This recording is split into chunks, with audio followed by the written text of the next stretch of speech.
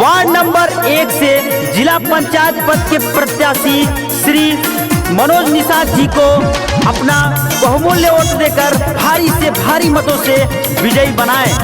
मनोज निषाद जिंदाबाद जिंदाबाद जिंदाबाद। समाजवादी पार्टी मनोज निषाद जिंदाबाद जिंदाबाद। अखिलेश यादव मनोज निषाद जिंदाबाद जिंदाबाद। मुलायम सिंह यादव मनोज निषाद जिंदाबाद जिंदाबाद।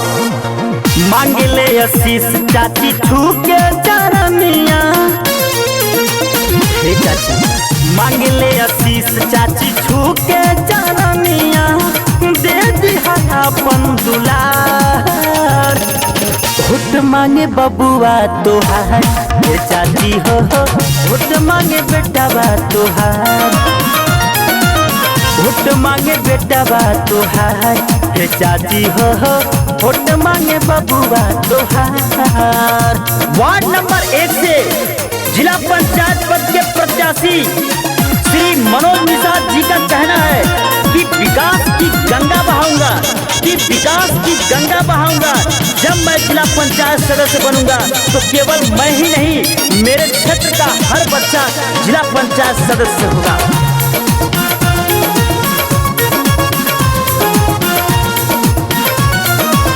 दोसरा पे नहीं भाभी करी हा विचार हो, मनोज निषाद के जिताई अब की बार हो।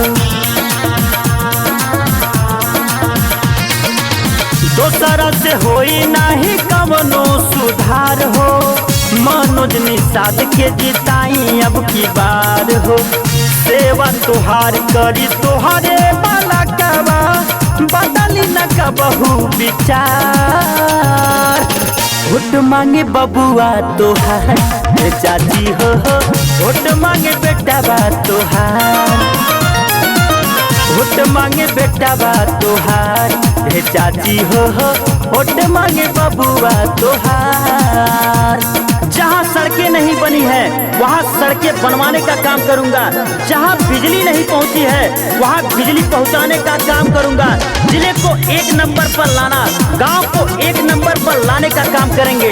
तो मेरे प्रिय भाइयों, अब की बार मनोज निषाद मनोज निषाद मनोज निषाद को भारी मतों से विजयी बनाना है।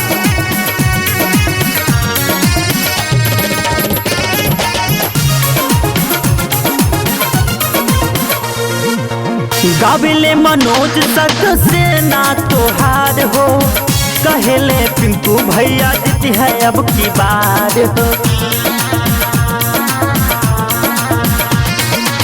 हम नहीं गैर हम हाई परिवार हो, मांगतनी वोट अपन गम छापतार हो। जियरा जुड़ाई तोहर तोहरे बाला कबा, नहीं हो जाई गुलचार। वोट मांगे बबुआ तोहार हे चाची हो, वोट मांगे बेटा बा तोहार, वोट मांगे बेटा बा तोहार हे चाची हो, वोट मांगे बबुआ तोहार। मांगे ले आशीष चाची छूके चरनिया, हे चाची मांगे ले आशीष चाची छूके चरनिया, दे दिहा अपन दुलार। वोट मांगे बबुआ तोहार हे चाची हो, वोट मांगे बेटा बा तोहार, वोट मांगे बेटा बा तोहार हे चाची हो, वोट मांगे बबुआ तोहार। Ankita digital recording studio, Campierganj, Gorakhpur. Mobile number 7572063980। धन्यवाद।